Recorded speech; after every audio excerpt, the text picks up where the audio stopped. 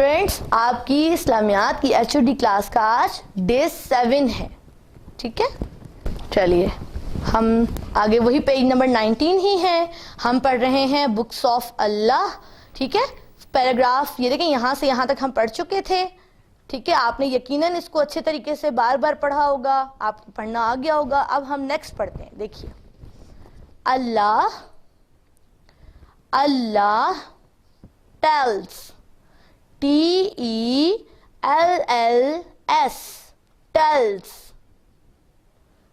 tells us about ABOUT,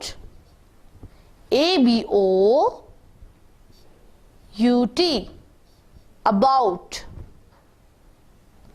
what was, WHAT, what, WAS, was, what was right, RIGHT, right, GHT, right। अब देखें, इसमें GH की आवाज नहीं है ना। हमें जब हम राइट पढ़ रहे हैं उसमें ना G की आवाज आ रही है ना H की आ रही है, लेकिन इसको हमने देखे इसकी स्पेलिंग में जरूरी है, कंपल्सरी है लिखना RIGHT, राइट। राइट का मतलब होता है सीधा रास्ता, अच्छा रास्ता, सीधी सिमत। ठीक है, and what was wrong, WRONG, wrong.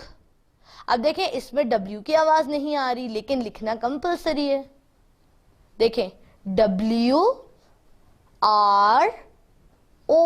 Row, NG, wrong, wrong, right, RIGHT, right, WRONG, wrong।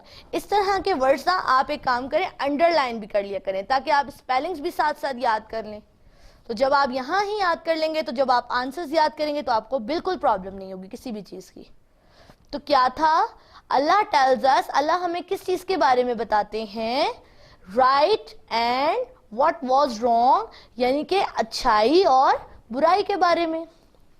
जाहिर है हमें अल्लाह ताला डायरेक्ट तो नहीं बताते ना, इन किताबों के जरिए बताते हैं। अल्लाह ताला ने अपने पैगामात इन्हीं किताबों के जरिए हम तक पहुंचाए, इसीलिए तो इनको अल्लाह की किताबें कहा जाता है। चले एक बार हम दोबारा ये सेंटेंस पढ़ लें। Allah tells us about what was right and what was wrong, wrong। चलें, the books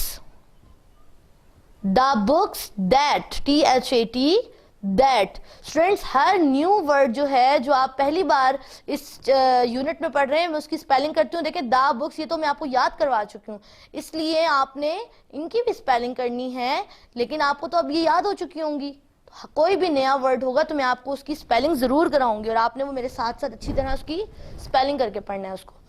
that, THAT, that Allah sent are the books that Allah sent are।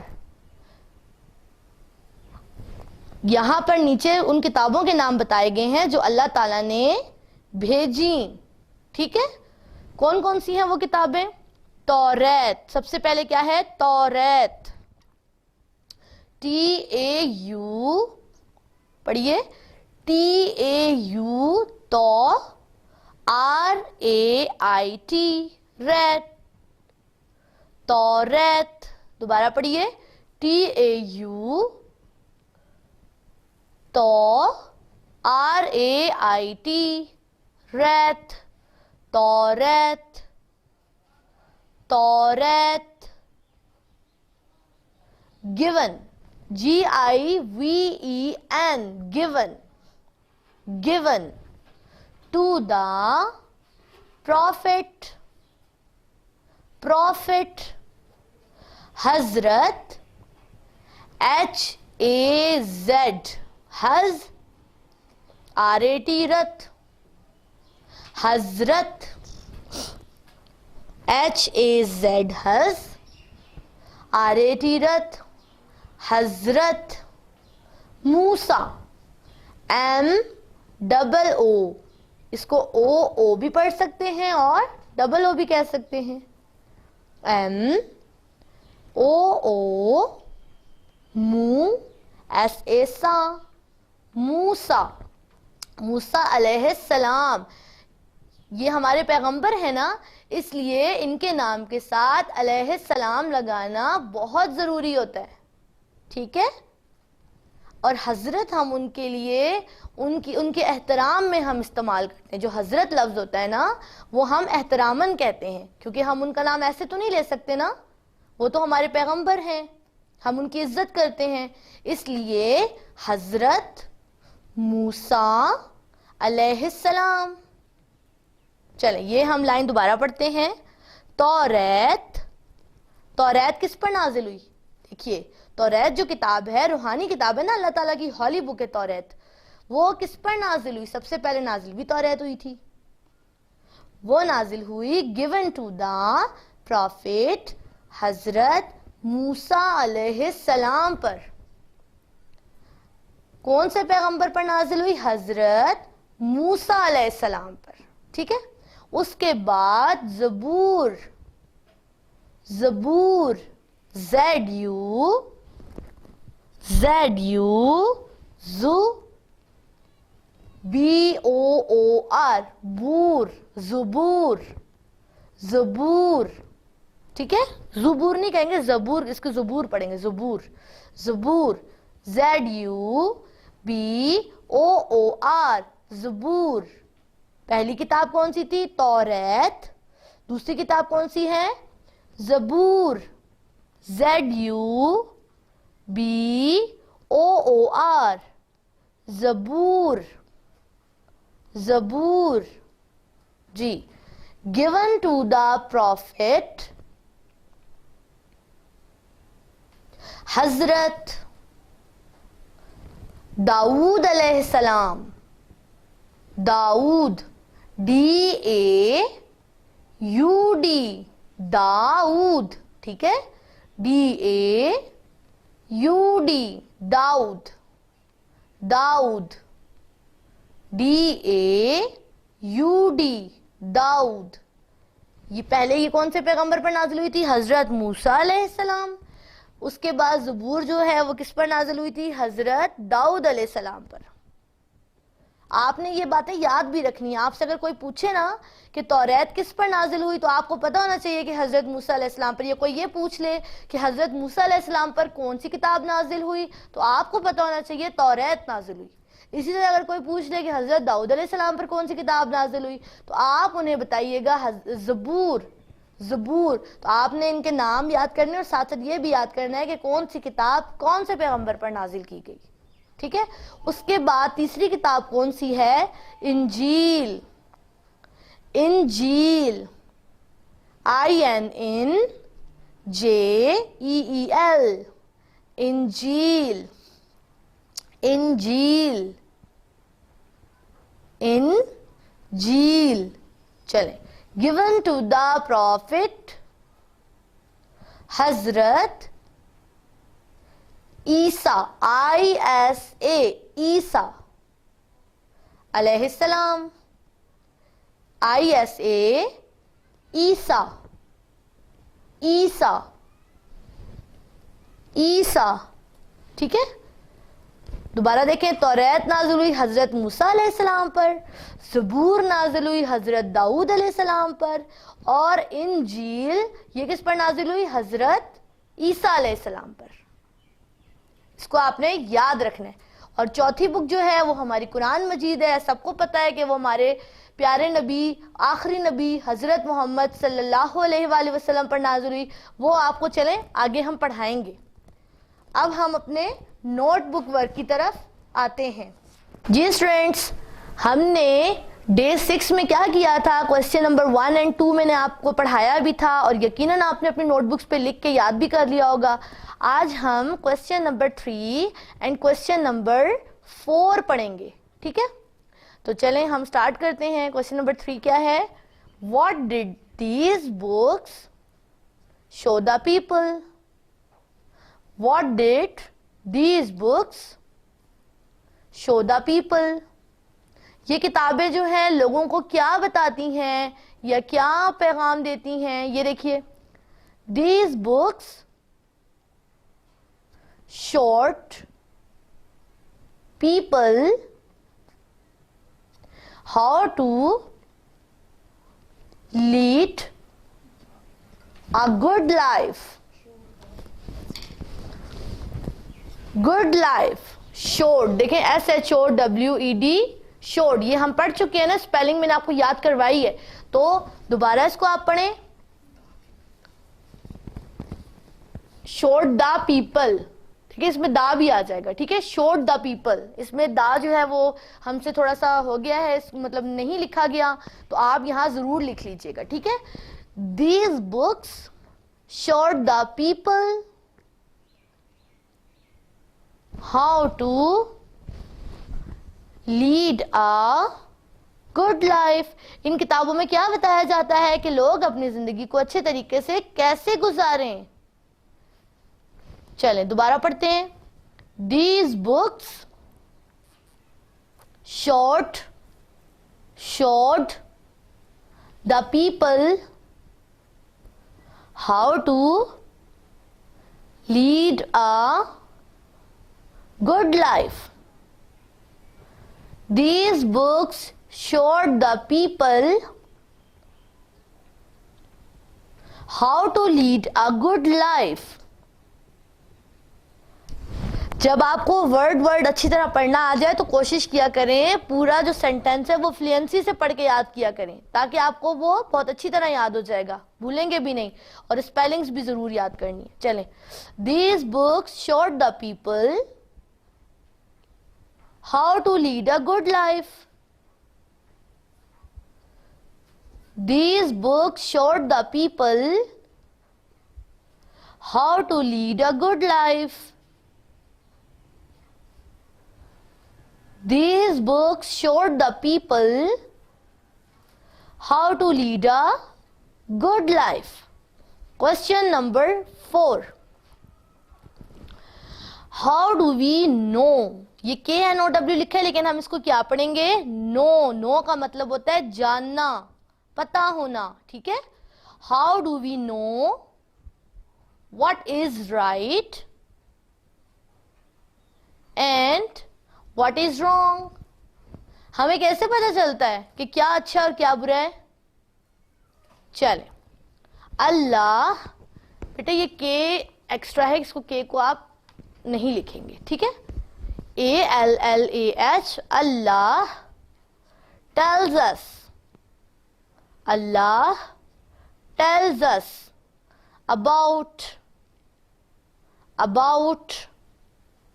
what was right and what was wrong. Right और wrong की spelling याद की थी ना? बिल्कुल, जब आप पढ़ते हुए साथ साथ स्पेलिंग्स याद करेंगे तो जब आप आंसर्स लिखेंगे तो आपको बिल्कुल प्रॉब्लम नहीं होगा आंसर्स लिखने में, ठीक है। चलें दोबारा पढ़ें। Allah tells us about what was right and what was wrong. Allah tells us about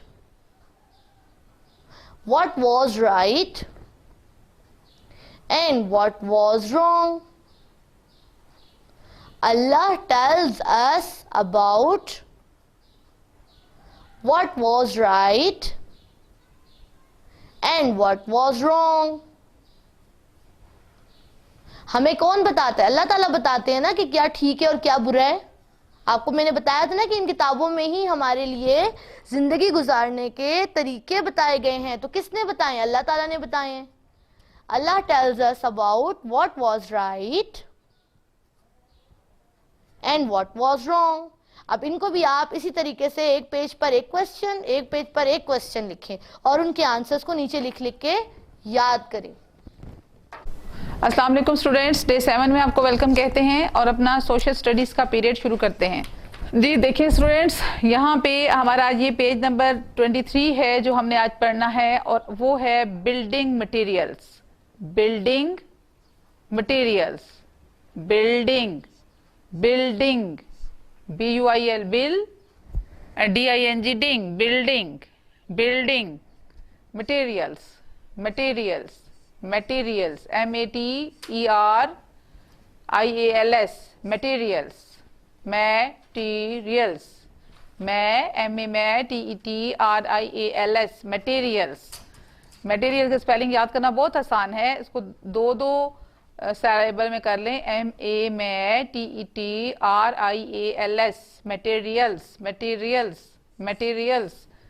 homes are made of different, different, different, DIF diff, FERENT friend, different, DIF diff, FERENT friend, different, materials, materials, materials। homes are made of different materials, यानी हमारे जो घर होते हैं वो different material से मिलकर बने होते हैं। अब ये देखें, ये आपको घर नजर आ रहा है ना, ये किससे बना हुआ नजर आ रहा है आपको? ये गांव का एक घर है जो मड से बना हुआ, मड से, किसे? मड से, ठीक है। सम आर, पढ़ें इसको, some are made of, made of mud, some are made of mud, some are made of mud. अब ये किससे है? ये ब्रिक्स से है, ब्रिक्स, सैंड, सीमेंट मिला के ये घर इस तरह के बनते हैं जो हमारे घर होते हैं। Some are made of bricks, bricks, BRICKS, bricks, bricks, BRICKS, BRICS.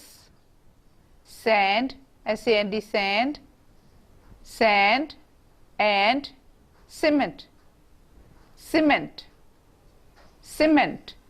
Some are made of bricks, sand and cement, ठीक है। ये खाली ब्रिक से आप घर नहीं बना सकते, वो तो एक आधी 4 फुट की दीवार भी नहीं बनती जब तक कि उसके अंदर आप सैंड और सीमेंट मिक्स करके वो बना के ना लगाएं, तब तक खाली खुली ब्रिक्स के साथ मकान नहीं बनते, ठीक है। आगे देखें, some are made of wood, wood and straw, wood and straw, straw, STRAW, straw, straw होते हैं वो तिनके से जो होते हैं, ठीक है, लकड़ी और तिनकों से बने हुए, वो छाल होती है ना दरख्तों की, वो केले के दरख्तों की, खजूर के दरख्तों की, ठीक है, तो उनको उससे बनाए जाते हैं। ये जो देखो, ये आपको ये हट सी नजर आ रही है, ये वुड और स्ट्रॉ से मिलकर बनी हुई है, ठीक है। And some have parts made of glass and metal, यानी सारा घर जो है वो ग्लास एंड मेटल से नहीं बनता। Some have parts made of glass and metal.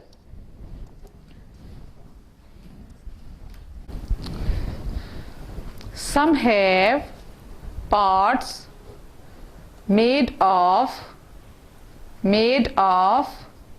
Glass, glass, glass यानी शीशा, जो आपकी खिड़कियों में, जो आपकी कबर्ड्स में जो जो इस्तेमाल होता है वो शीशा होता है, ठीक है, उसको ग्लास कहते हैं। And metal, and metal, metals के हैंडल्स बनते हैं, आपके डोर हैंडल्स हैं, और इस जो आपके कबर्ड्स के हैंडल्स हैं वो मेटल के बनाए जाते हैं। Some have parts made of glass and metal.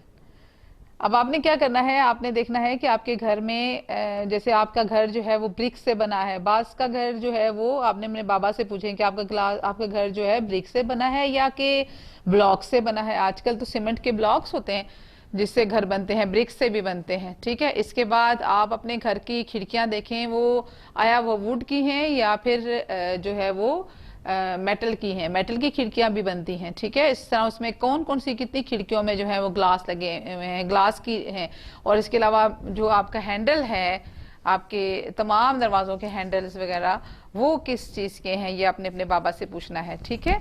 तो यहाँ तक तो हमारा आपकी रीडिंग का काम है। दरमियान में एक छोटा सा ये पैच है जिसको देखिए बेटा हम पढ़ने लगे हैं, डिड यू नो, ठीक है। क्या आपको पता है, आपको पता था कि there is a house in Poland that is 152 centimeters wide and it at its widest point, widest उसका widest point जो उसका है उस पे जस्ट उसकी जो वाइड है उसकी सेंटीमीटर वाइड है वो यानी 152 सेंटीमीटर, मीटर नहीं सेंटीमीटर वाइड है। इन जापान में देयर इज अ हाउस, एक घर है, in which all the walls are made of glass, जिसकी सारी जो दीवारें हैं वो ग्लास से बनी हुई हैं। लोगों के पास लोग मुख्तलिफ किस्म के काम करते हैं ना, कोई ग्लास से घर बनाता है तो कोई स्ट्रॉ से बनाता है तो कोई बर्फ से भी बनाता है, पता है आपको बर्फ के भी घर होते हैं जी बेटा। तो अब हमने पढ़ना है हमारा क्वेश्चन आंसर्स का काम करना है। देखें ये क्वेश्चन आंसर्स हैं आपके सामने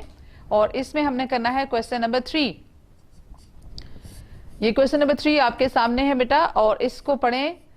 Write the names of some materials we use to build houses. कुछ आपने उस मटेरियल्स के नाम लिखने हैं जो कि हम इस्तेमाल करते हैं अपने घर बनाने के लिए, ठीक है। तो अभी हमने पढ़े, आप एक दफ़ा फिर इसको पढ़ लें और इसी तरह आपने पहले इस क्वेश्चन को ऊपर लिखना है, नीचे आंसर लिखना है और बार बार आपने इन मटेरियल्स के नाम लिखने हैं और याद करने हैं। कौन कौन से मटेरियल्स है? सीमेंट, क्या है? Cement, CEMENT cement, CEMENT cement, CEMENT cement. Bricks, BRICKS bricks, BRICKS bricks, BRICKS bricks. Wood, wood, WOOD wood, WOOD wood. Metal, metal, METAL metal, METAL metal, METAL metal. Metal, metal, metal, metal.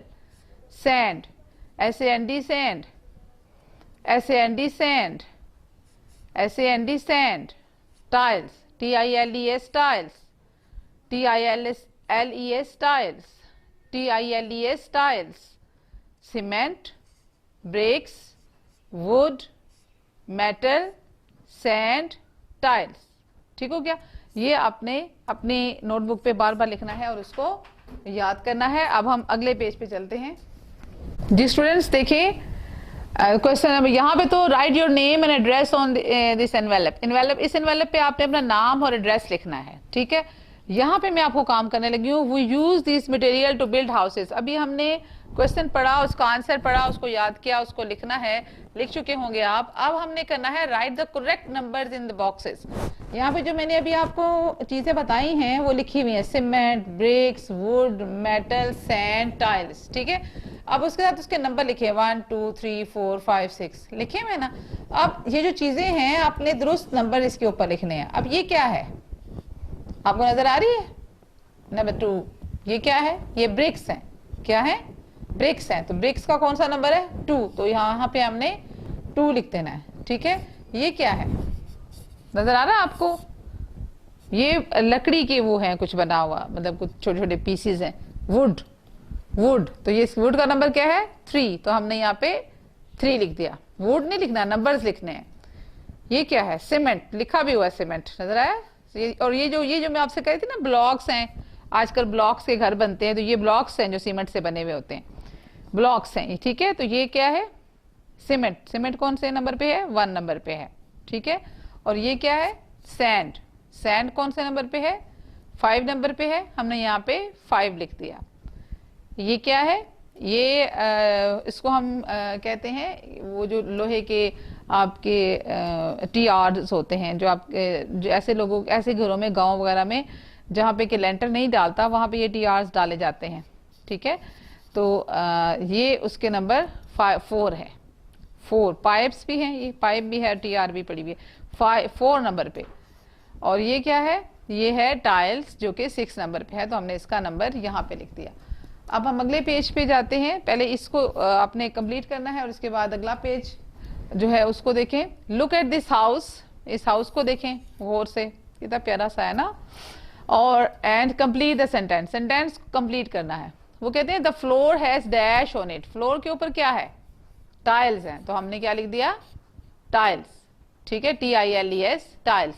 The walls are made of, ये bricks से बनी हुई है ना, walls नजर आ रही हैं हमें, तो ये हमने क्या लिख दिया, ब्रिक्स, ठीक है। और इसके बाद the door is made of, door किससे बना हुआ है, वुड से, तो हमने क्या लिख दिया, would. The window is made of, window किस चीज की है, ग्लास की है, ठीक है ना, तो हमने लिख दिया glass. And the door handles are made of metal, door handles जो हैं वो मेटल के बने होते हैं, तो हमने इसको मेटल लिख दिया, ठीक हो गया। तो ये आपका चैप्टर जो है वो आज डे 7 में कंप्लीट हो चुका है। तो इसको आपने, मुझे उम्मीद है, बहुत अच्छे तरीके से पढ़ लिया होगा। बिस्मिल्लाहिर्रहमानिर्रहीम, अस्सलाम वालेकुम स्टूडेंट्स। क्लास 1 की 3rd HOD क्लास का डे 7 है और अब आपके साइंस का पीरियड स्टार्ट हो रहा है। आप अपनी बुक्स निकाल लीजिए, आप अपनी बुक निकालिए, new Oxford primary science level 1। कल हमने इसका यूनिट नंबर 3 रीड करना स्टार्ट किया था और आप जानते हैं उसका नाम था हेल्थी हैबिट्स। तो आज हम आपको ये देखिए, हेल्दी हैबिट्स हमने रीडिंग करनी स्टार्ट की थी कल, और आज हम इसका नेक्स्ट पेज नंबर 18 रीड करेंगे। स्टूडेंट्स, रीडिंग कराने से पहले मैं आपको एक छोटी सी एक्टिविटी बता दूं जो कि पेज नंबर 18 पर है, डिस्कस एंड आंसर। ये सब ओरल आपने करना है घर में, जुबानी। वो कह रहे हैं look at the foods in the pictures, तस्वीर में मौजूद आप ये फूड्स को देखिए। Where do these foods come from, ये खाने आप गौर करें कहाँ से आए हैं ये वाले foods. Which foods do you like, इनमें से आपको कौन से खाने बहुत पसंद हैं। Which foods you do not like, कौन से खाने आपको बिल्कुल पसंद नहीं हैं। Which ones are good for your health, और इनमें से कौन से खाने आपकी हेल्थ के लिए, आपकी सेहत के लिए अच्छे हैं। तो आप सबको इनके नाम आते होंगे। देखिए, ये बर्गर है, ये केक है, ये सैलड है, ये ग्लास ऑफ मिल्क है, और ये क्या है, ये मीट है, रोस्टेड मीट है, शायद फ्राइड है ये, और ये आपका फ्रूट है, और ये फ्रेंच फ्राइज़ हैं जो आपको बहुत पसंद है। इनमें से हेल्थी खाना तो लग रहा है ये सैलड है, ये दूध का ग्लास है, और ये फ्रूट है। बाकी सब चीज़ें इतनी हेल्थी तो नहीं है, लेकिन आपको बहुत पसंद होंगी। ये जो मीट का पोर्शन है, ये भी चूँकि फ्राइड है तो इसलिए ये बहुत ज़्यादा हेल्थी नहीं है, लेकिन फिर भी ये ठीक है, खाया जा सकता है, लेकिन कम तादाद में। तो इनमें ज़्यादा हेल्थी चीज़ें जो हैं वो आपका ग्लास ऑफ मिल्क है, ये प्लेट ऑफ सैलड है, और ये फ्रूट्स हैं। तो आपको ये पता होने चाहिए इनके नेम्स, और ये आप घर में बस वैसे इसको डिस्कस कर लीजिए। जी, अब हम रीडिंग करते हैं। Keeping healthy and strong, keeping healthy and strong, keeping healthy and strong, सेहतमंद और मजबूत रहना। पढ़िए मेरे साथ, कीपिंग हेल्दी एंड स्ट्रॉन्ग। अब मैं पढ़ती हूँ। Remember these useful tips about looking after your body. Remember these useful tips about looking after your body. Remember these useful tips about looking after your body. Remember का मतलब है याद रखना। इन useful, इन बड़ी मुफीद टिप्स को, मशवरों को आप याद रखें ताकि आप अपनी बॉडी का ख्याल रख सकें। अब आप मेरे साथ पढ़िए। Keeping healthy and strong, remember these useful tips about looking after your body. अब हम नीचे ये जो पिक्चर्स हैं इनको डिस्कस करते हैं। देखिए, फर्स्ट पिक्चर में क्या है, ईट फ्रेश फूड। ईट फ्रेश फूड यानी हमेशा ताज़ा खाना खाएं। ईट fresh food. Do not eat too much और टू लिटिल और टू फास्ट। बहुत ज़्यादा मत खाना खाएं, बहुत कम भी मत खाएं, और बहुत तेज़ ना खाएं। फास्ट का मतलब बहुत तेज़ ना खाएं। अब मेरे साथ पढ़िए। ईट fresh food. Do not eat too much और टू लिटिल और टू फास्ट। too fast, अब लास्ट में देखिए ये क्या है, एक्सरसाइज। एक्सरसाइज, एक्सरसाइज का मतलब है वर्जिश करना। Exercise your body every day. Exercise your body every day, हर रोज़ अपने जिस्म की आप एक्सरसाइज करें, वर्जिश करें। Breathe fresh air, breathe fresh air, ताज़ा हवा में सांस लें। ब्रीथ का मतलब सांस लेना। Exercise your body every day, breathe fresh air. अब मेरे साथ पढ़िए, exercise exercise your body your body every day, every day, breathe breathe fresh air. fresh air. यहाँ तक स्टूडेंट्स आपकी डे 7 की रीडिंग है। अब मैं आपको एक क्वेश्चन का आंसर पढ़ाऊंगी और इसके अलावा आज हम आपकी बुक से कुछ एक्सरसाइज भी करेंगे। जी स्टूडेंट्स, आपका क्वेश्चन जो आज आपने अपनी साइंस की नीट नोटबुक्स पर नोट करना है वो ये है, how do you exercise your body. How do you exercise your body, आप कैसे वर्जिश करते हैं। आंसर है, we exercise our body by running, jumping, और यहाँ पर आपने ये वर्ड लिखना है एंड, AND, एंड वॉकिंग, फिर फुल स्टॉप।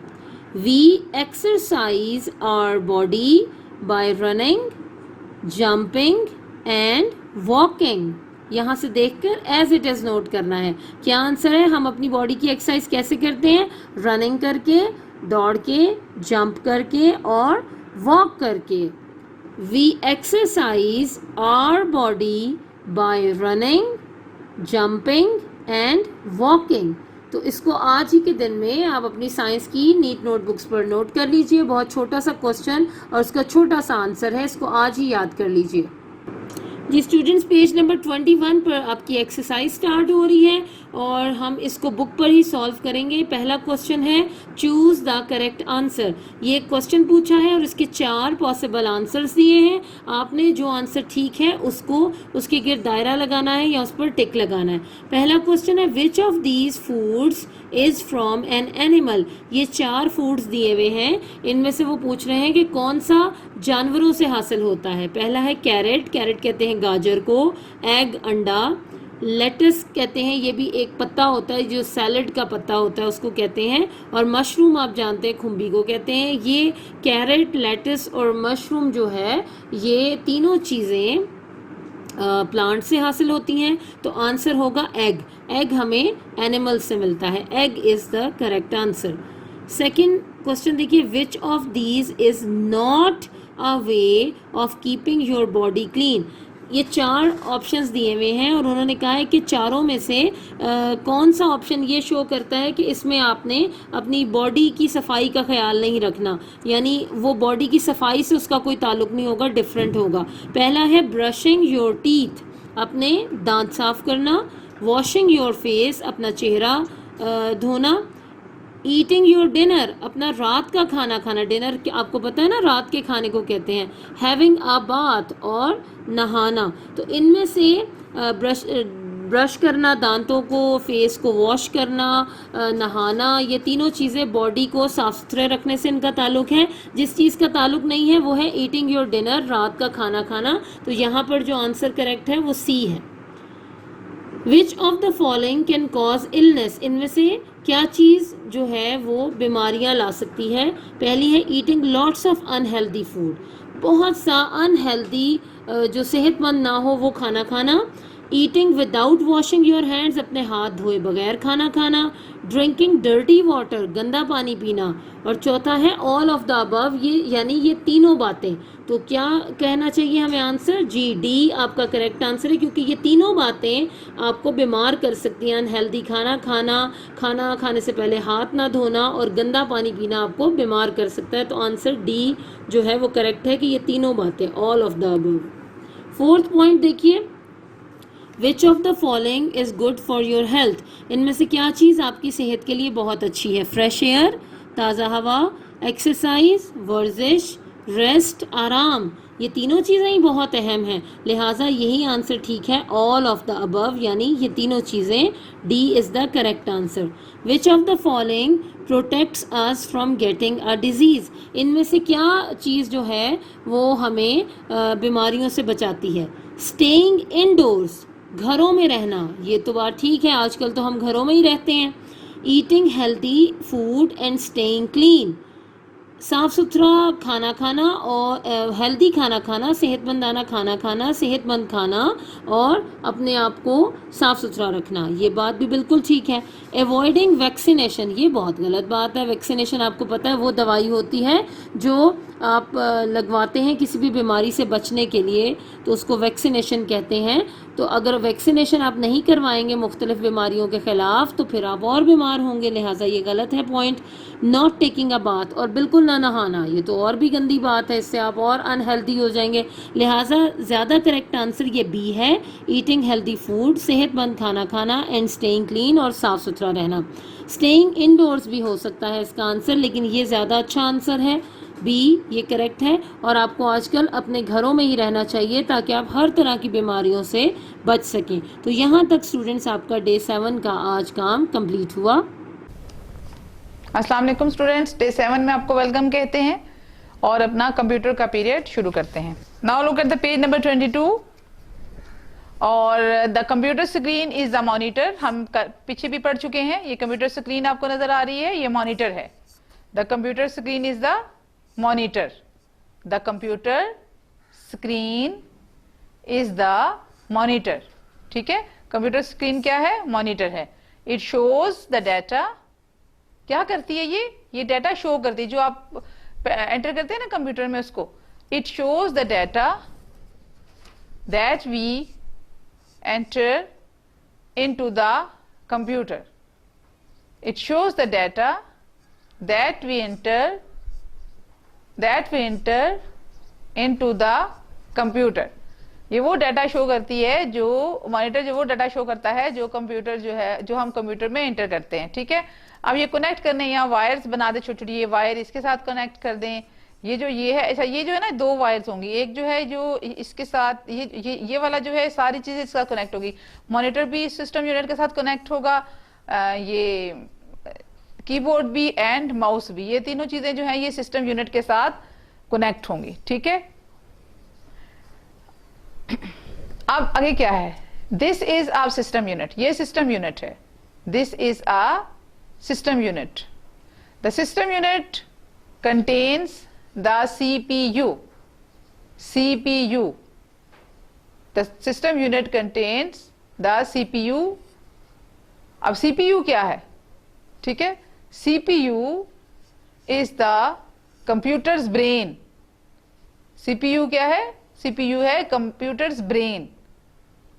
ठीक है, अब इसको क्या है? It tells the computer what to do. It tells the computer what to do, यानी ये कंप्यूटर को बताता है कि उसे क्या करना है।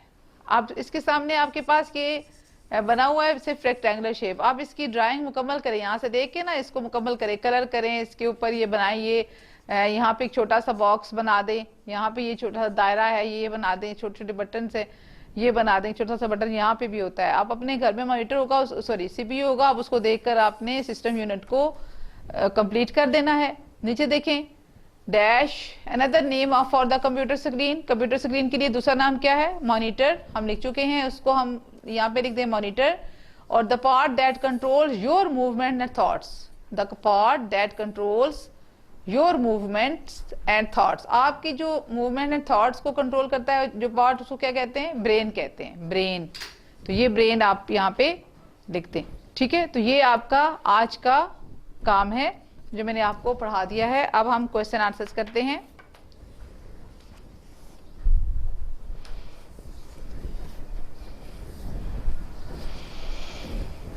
क्वेश्चन नंबर 2 लिखना है बेटा आपने अपनी नोटबुक पे। What is CPU? What is CPU? अभी हमने पढ़ा ना CPU के बारे में, तो पूछ रहे हैं what is CPU? CPU stands for central processing unit. क्या कहते हैं? Central processing unit. अगर आपको सेंट्रल की स्पेलिंग मुश्किल लग रहे हैं तो देखिए कैसे याद करना है, CEN सेन, TRAL ट्रल। फिर पढ़े CEN सेन, TRAL ट्रल। आसान हो गया ना, सेंट्रल। प्रोसेसिंग क्या है, प्रोसेसिंग। देखिए PRO प्रो, CESS, SING सिंग। जब भी दो दफा कोई वर्ड आता है तो उसको हम दरमियान में से जो है वो हाफ इसके साथ उसका सिलेबल बना लेते हैं और अगले का नेक्स्ट के साथ सिलेबल बना लेते हैं। PRO pro, CESS, SING sing, processing. फिर बोले PRO pro, CESS, SING sing, processing. Central processing unit. CPU stands for Central Processing Unit। हो गया ना याद, आसान हो गया। CPU stands for Central Processing Unit। It is also called the brain of the computer। It is also called the brain of the computer। ठीक है जी। यहाँ पे ये वाला क्वेश्चन आपने अपनी नीट नोटबुक पे लिखना है और उसको याद करना है।